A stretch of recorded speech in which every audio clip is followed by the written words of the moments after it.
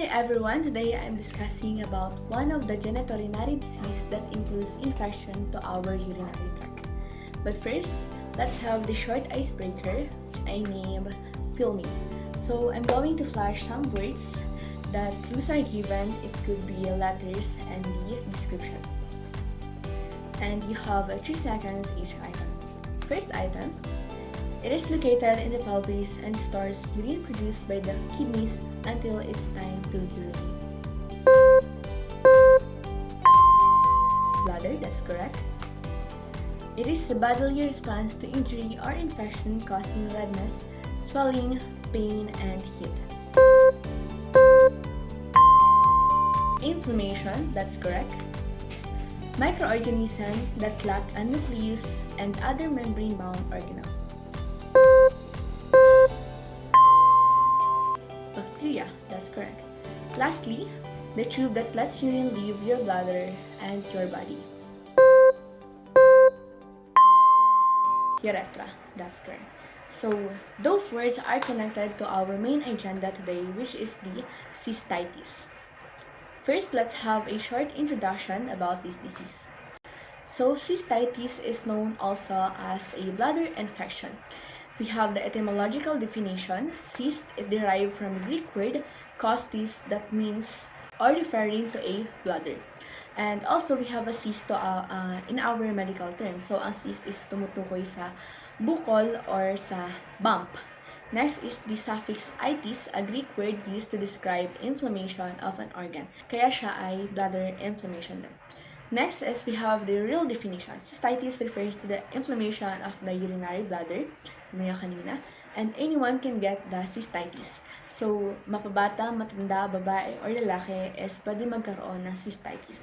However, it is more prevalent among women. So, common po siya sa women and malalaman mo mamaya kung bakit. And cystitis can also happen as the complication of another illness, such as diabetes, kidney stones, and HIV. Kasi yun po is nag-lead siya sa urinary tract infection. Along with the discussion, it comprises this causative agent, mode of transmission, pathogenesis, and clinical manifestation, laboratory diagnosis, treatment, and even prevention of the cystitis. First, let's have the causative agent. So, bakit nga po nagkakaroon or ano po yung dahilan kung bakit nagkakaroon tayo ng cystitis?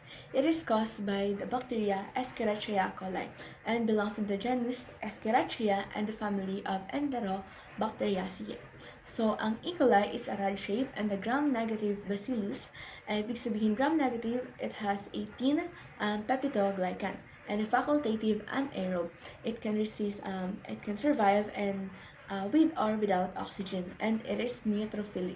So, mas prefer nila yung neutral environment or neutral level ng pH para mag-growth sila.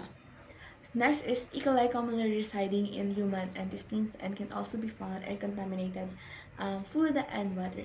So, yung E. coli is nakukuha natin sa contaminated food and water. So, pag nakain natin siya, is pupunta siya sa ating digestive tract and dun siya mag-reside sa ating intestine.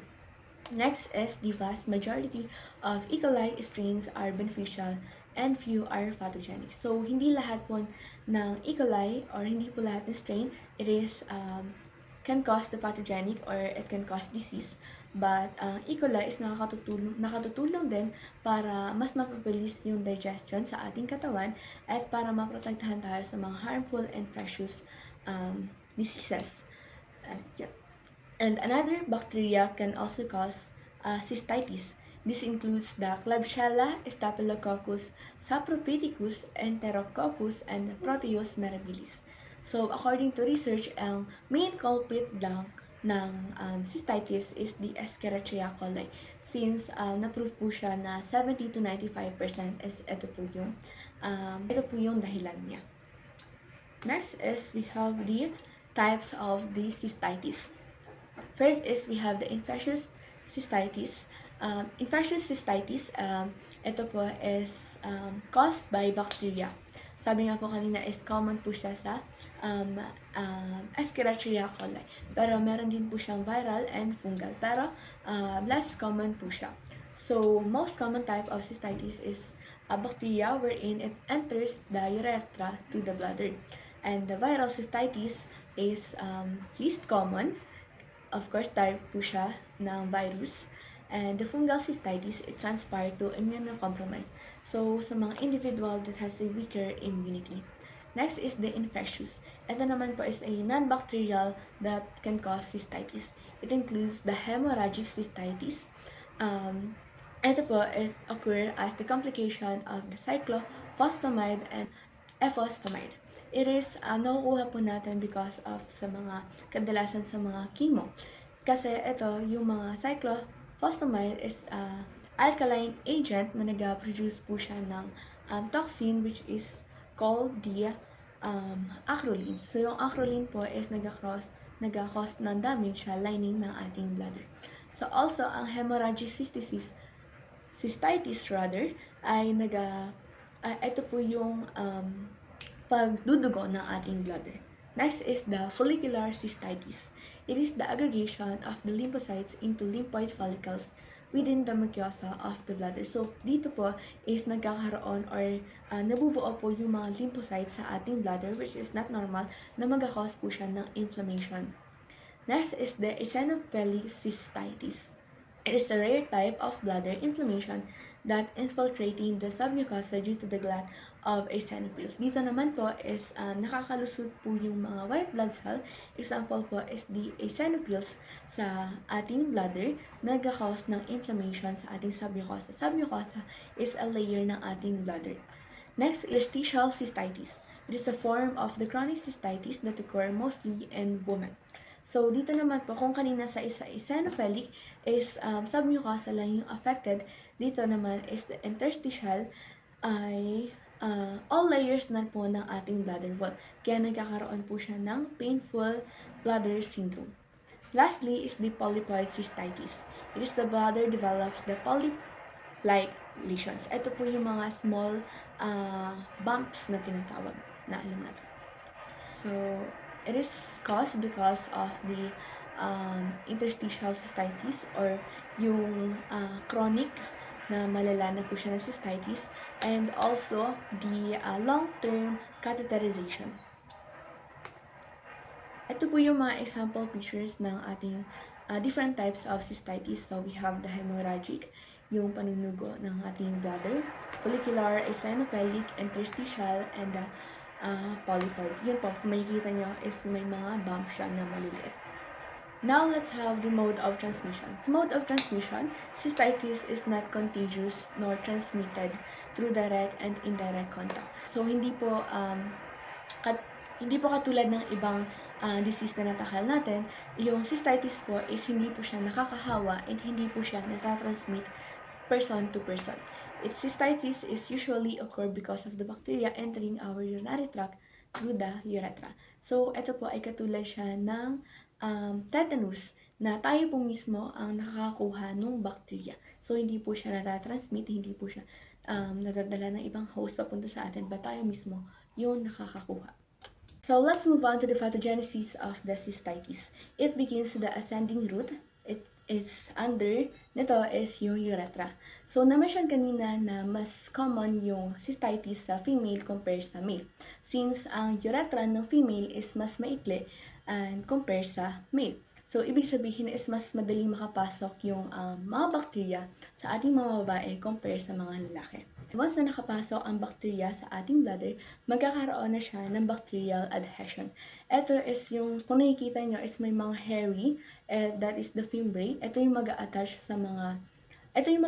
sa bladder wall para if ever man na mag-urinate tayo is mag-resist yung bacteria sa ating bladder. So, ibig sabihin is hindi po siya sasabay dun sa flow ng ating ihi. Next is we have the bladder defensive mechanism. So, ang ating bladder is mayroon din tayong defense mechanism para which is na-activate siya pag pumasok yung bacteria. And meron po tayong lysine betaine, horseful protein, and the immunoglobulin A.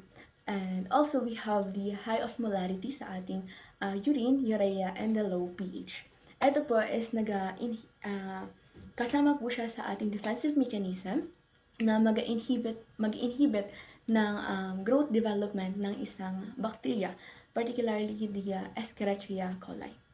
Then, pag nalagpasan na ng Escherichia coli ang mga defensive mechanism and hindi po siya, kumbaga, as nagpatalo dun sa mga defensive mechanism ng ating bladder, is magkakaroon po siya ng inflammation response or the inflammatory response. We have the tumor necrosis factor and the interleukins 2, 6, and 8. Ito po yung mga cause na ng mga symptoms like pain, inflammation, and burning. Ito naman po yung summary nung picture kanina. So, if ever po na medyo magulo yung picture is you can use this as a guide. Next is we have the clinical manifestation. Una po is burning. So, burning is nararamdaman natin po pag umiihi tayo. So, para mainit yung pakiramdam natin pag lumalabas yung ihi natin, of course. And other is the frequent urination. So, napapadalas po yung pag-ihi natin. The nocturia. At naman po is during the night, para mahimbig na yung tulog natin and nagigising tayo because naiihi tayo and madalas po siya na nangyayari. And the urethral discharge. Dito naman po is common po siya sa male, which is lumalabas po sa penis nila is something fluid, hindi po siya urine, hindi po siya cause ng pre-ejaculation and semen. It is a fluid lang po siya na symptoms na pala ng cystitis. And the dysuria, ito naman po is yung difficulty in urinating. Next, we have the laboratory diagnosis. First is the microscopic urinalysis. Of course, the use of microscope. It is the red blood cell and white blood cell larger than 10 or higher power field indicate a urinary tract infection, a UTI. Dito po is na-obserbahan po yung mga white blood cell natin and the red blood cell natin. Kung positive po ba tayo sa microscopic urinalysis. Mas mataas yung white blood cell, yung number ng white blood cell, so mas nag-indicate po siya na possible po siya sa cystitis. Next is the urine culture. We are all familiar sa culturing bacteria. It can used to identify the bacterial organism kung present po ba yung Escherichia coli sa ating ihi. So, indicate po siya na cystitis. Next is the cellular studies or the study of the cell morphology, which is the pyuria. Ito po is abnormality or high amount ng white blood cell. So, kanina nga po na-mention na we have the different types of the cystitis. And isa po doon is kung marami po tayong white blood cell which is not normal sa ating bladder. Next is the leukocytes esterase test, which is the white blood cell and nitrate testing are frequently included in multiple test dipstick. Yun, kung may present nga po ng white blood cell. Next is the CT scan. May identify the abscesses or the pyelonephritis. It is kidney infection. So, gumagamit po tayo ng CT scan. Lastly is the ultrasonography, which is extremely sensitive for finding cysts, tumors, abscesses, and obstruction. So, nagagamit po siya as laboratory diagnosis para po maka-identify ng presence or positive sa cystitis. Next is, let's move on to the treatment. So, we have different treatment that is prescribed by the doctors. We have the antibiotics, we have the nitrofurantoin, may take 100 milligrams, sulfamethoxazole, trimethoprim, and fosfomycin. And other drugs may be used in addition to the antibiotics, which are the urethral analgesics, vaginal oestrogen cream, anti-cholinergic drugs, and the warm heart seats baths. And according to research, meron na din po tayong vaccine para sa cystitis. Pero hindi po siya FDA approved, which is ito po yung experimental oral vaccine. Ito po is tinatawag na MV140 or the Euroimmun. Ito po is na in-spray sa ating tongue para ma-activate po yung mga defense mechanism sa ating katawan in case na meron man po tayong pumasok na bacteria that may cause cystitis. Next is we have the prevention. First and foremost is maintain the hydration. Drinking plenty of water, it is the most important thing para makaiwas tayo sa cystitis. Through drinking plenty of water is, syempre pag madalas tayong uminom ng tubig is madalas din tayong naiihi. So, ibig sabihin is nalilinis yung ating bladder or the urinary tract. So, na-eliminate natin yung toxin sa ating katawan. Next is the urinate promptly. So, wag po natin pigilan ang pag-ihi that it can lead to the cystitis. Parang tinutulungan na din po natin yung bacteria na magstay sa ating urethra or sa ating bladder. Next is to maintain the hygiene. Dito naman po, importante yung paghugas, the way tayong maghugas sa mga comfort room activities like yung pagtae or yung pag-ihi. Since na-mention po kanina na ang Escherichia coli is nag-stay sa ating intestine. So once na nailabas na natin yon or nagpupuna tayo is pag mali yung paghugas natin is pwedeng bumalik yung bacteria sa ating katawan at mag-enter naman po siya sa urethra. Doon po na nadadiretso sa ating bladder that can cause the cystitis. Cystitis rather. Next is the sexual hygiene. The bladder should be emptied right after the sexual activity. So, if ever man nagkaroon tayo ng sexual intercourse, is dapat empty daw po yung ating bladder right after ng sexual activity.